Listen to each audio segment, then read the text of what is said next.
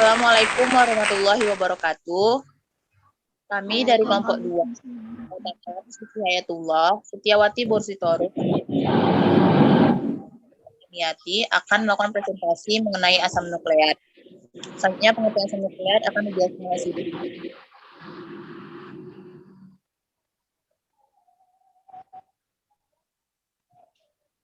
Baiklah, di sini saya akan menjelaskan apa itu asam nukleat.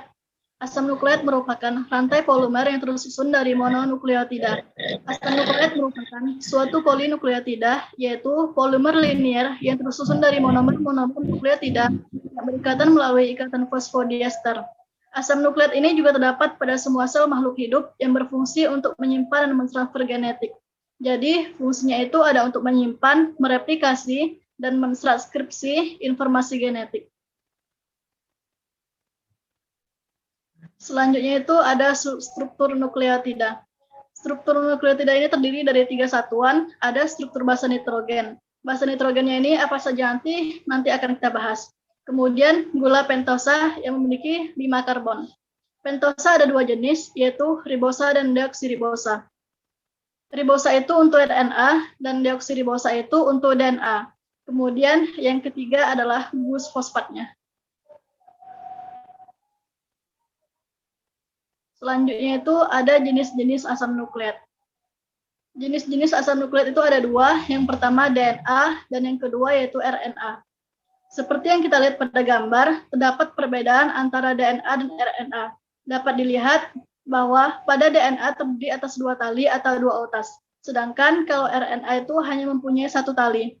Kemudian molekul DNA yang panjang ini terbentuk oleh ikatan antara atom C nomor 3 dengan atom C nomor 5 pada molekul deoksiribosa dengan perantaraan gugus fosfat. Apa itu DNA dan RNA? Maka di sini akan kita jelaskan pada slide berikutnya.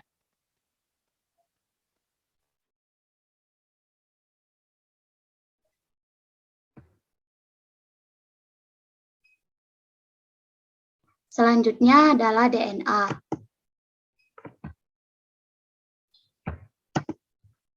Asam ini adalah polimer yang terdiri atas molekul-molekul deoksiribonukleotida yang terikat satu sama lain sehingga membentuk rantai polinukleotida yang panjang. Jika kita perhatikan pada gambar, monomer molekul DNA ada 4 macam. Ada 4 macam nukleotida yang saling berikatan sesuai basa komplementernya. Kemudian memiliki gugus gula deoksiribosa dan ada basa nitrogennya, yaitu guanin. Kalau kita lihat di sini itu adalah G, kemudian sitosin itu C, timin itu T, dan adenin adalah A. Kemudian kalau kita perhatikan lebih lagi, pada gambar ada pada struktur tersebut juga memiliki rantai heliks ganda. Di sini ya, heliks ganda antiparalel. Kandungan basa nitrogen antara kedua rantai sama banyak dan berpasangan spesifik satu dengan yang lain. Guanin selalu berpasangan dengan sitosin, ini itu ya G dan C, dan adenin selalu berpasangan dengan timin, itu adalah A dengan T. Sehingga jumlah guanin selalu sama dengan jumlah sitosin. Demikian pula untuk adenin dan timin. Selanjutnya itu struktur asam nukleat. Sama seperti pada protein itu memiliki 4 tingkatan, yaitu struktur primer, struktur sekunder, struktur tersier, dan struktur kuaterner. Begitu juga pada asam nukleat. Pada struktur primer, DNA tersusun dari monomer nukleotida. Setiap nukleotida terdiri dari 1 basa nitrogen berupa senyawa purin atau purimidin. 1 gula pentosa berupa 2 deoksiribosa dalam bentuk furanosa dan 1 molekul fosfat. Penulisan urutan basa dimulai dari kiri, yaitu ujung 5 atau tidak terikat nukleotida lain menuju ujung dengan gugus 3 hidroksil bebas atau dengan arah pada struktur sekunder. Ini ya, yang dimaksud dengan ujung 5 bebas itu ini menuju 3 hidroksil bebas itu adalah ini. Kemudian pada struktur DNA sebagai bahan genetik terletak pada komposisi basa nitrogennya. Selanjutnya itu struktur sekunder. DNA sebagai bahan genetik terletak pada komposisi basa nitrogennya. Dapat kita lihat di sini struktur dari sekunder. Selanjutnya, pada struktur tersier. Struktur tersier, molekul DNA lingkar tertutup yang diisolasi dari bakteri, virus, dan mitokondria seringkali berbentuk superkoil. Selain itu, DNA dapat berbentuk molekul linear dengan ujung-ujung rantai yang bebas. Ini adalah contoh dari struktur tersier. Yang terakhir itu struktur kuartener. Struktur kuartener asam nukleat mirip juga dengan struktur kuartener protein. Meskipun beberapa konsep tidak sama persis, struktur kuartener mengacu pada tingkat organisasi asam nukleat yang lebih tinggi. Pada struktur kuartener mengacu pada interaksi antara unit RNA yang berpisah di ribosom. Dan ini adalah struktur dari kuartener. Selanjutnya itu adalah RNA atau ribonukleat acid. Asam ribonukleat adalah salah satu polimer yang terdiri atas molekul-molekul ribonukleotida. Jika kita perhatikan pada gambar yang ada di samping ini, RNA hanya mempunyai satu tali atau satu utas. Sedangkan kalau DNA itu, dia mempunyai dua tali atau dua utas. Kemudian, asam ribonukleat ini terbentuk oleh adanya ikatan antara atom C nomor 3 dengan atom C nomor 5 pada molekul ribosa dengan perantara gugus fosfat.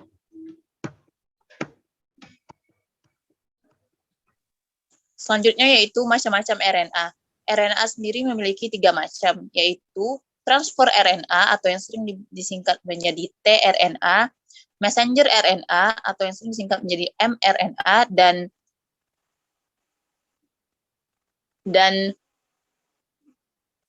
rRNA, yaitu ribosomal RNA.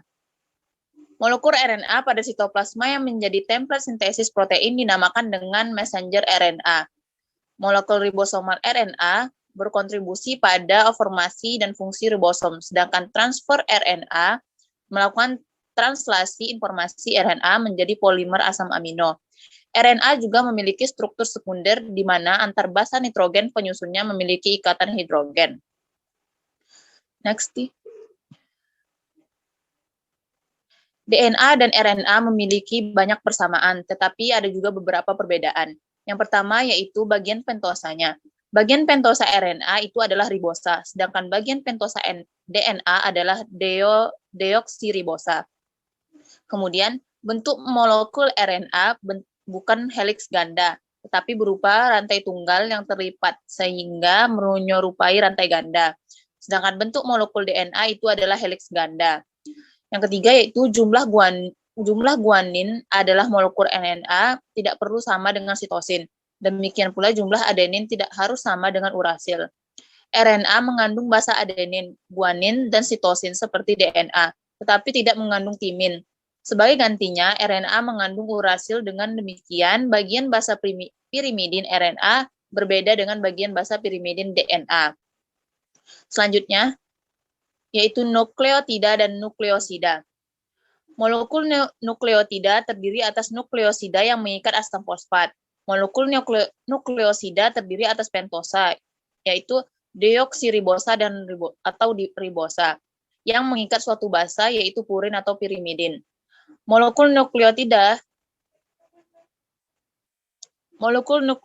yang gugus fosfatnya mengalami hidrolisis itu dinamakan nukleosida. Jadi apabila suatu nukleoprotein dihidrolisis sempurna akan dihasilkan protein asam fosfat, pentosa dan basa purin atau pirimidin. Dapat dilihat pada gambar A, yaitu gambar nukleotida. Pada struktur nukleotida itu mengikat asam fosfat dan basa nitrogen. Sedangkan yang B, yaitu nukleosida, hanya mengikat basa nitrogen. Karena nukleosida itu terhidrolisis dari nukleotida.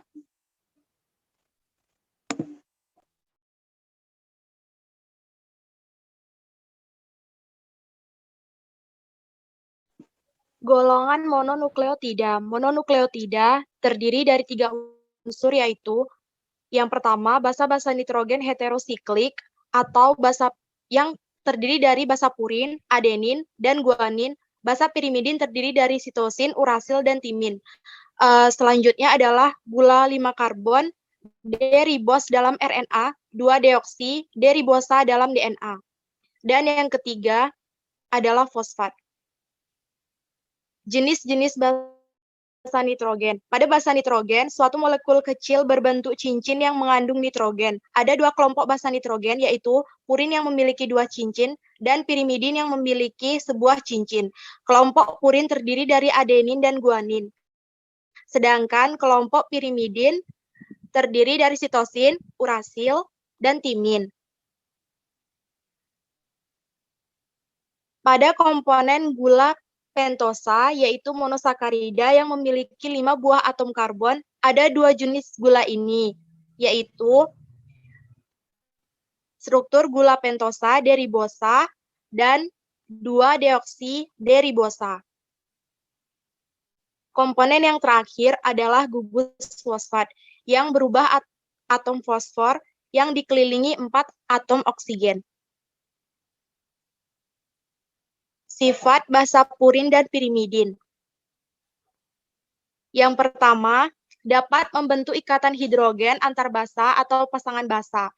Yang kedua, sistem cincin heterosiklik nitrogen dari basa nitrogen menyerap sinar UV dengan kuat pada daerah 250 sampai 280 nm.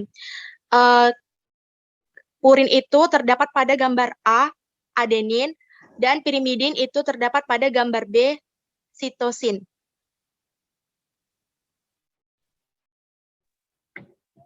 Selanjutnya masuk ke sifat-sifat nukleotida. Yang pertama, pirimidin dan purin pada DNA dan RNA merupakan molekul terkonjugasi. Yang kedua, basa pirimidin dan purin bersifat hidrofobik dan sedikit larut dalam air pada pH sekitar netral, pada pH asam atau basa, menjadi bermuatan dan kelarutan meningkat. Yang ketiga, interaksi penumpukan hidrofobik paralel. Bidang cincin melibatkan interaksi van der Waals dan dipol-dipol di antara basa. Yang keempat, penumpukan basa membantu meminimalkan kontak basa dengan air. Interaksi ini membantu menstabilkan struktur 3 dimensi asam nukleat. Yang kelima, gugus-gugus fungsi terpenting pada pirimidin dan purin adalah nitrogen cincin, karbonil, dan amino eksosiklik. Yang keenam, ikatan hidrogen yang melibatkan gugus amino dan karbonil merupakan mode interaksi penting kedua di antara basa-basa. Ikatan hidrogen antar basa menyebabkan hubungan komplementer pada 2 untaian rantai polipeptida. Selanjutnya kita masuk ke golongan nukleosida. Yang pertama, ribonukleosida mengandung D-ribosa. Yang kedua, 2-deoksibonukleosida mengandung 2-deoksi dan deoksi D-ribosa. Contohnya bisa dilihat di sebelah. Yang pertama itu adalah untuk yang nomor 2 dia mengandung 2-deoksi dan D-ribosa. Sedangkan yang pertama ialah mengandung ribonukleosida mengandung D-ribosa. Sifat-sifat nukleosida yang pertama lebih mudah larut daripada basa nitrogennya.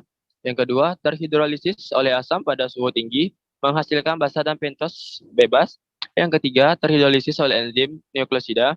Yang keempat, nukleosida pirimidin lebih tahan hidrolisis daripada purin. Contohnya bisa dilihat secara ini sudah diaplikasikan secara 3 dimensi. Fungsi asam nukleat.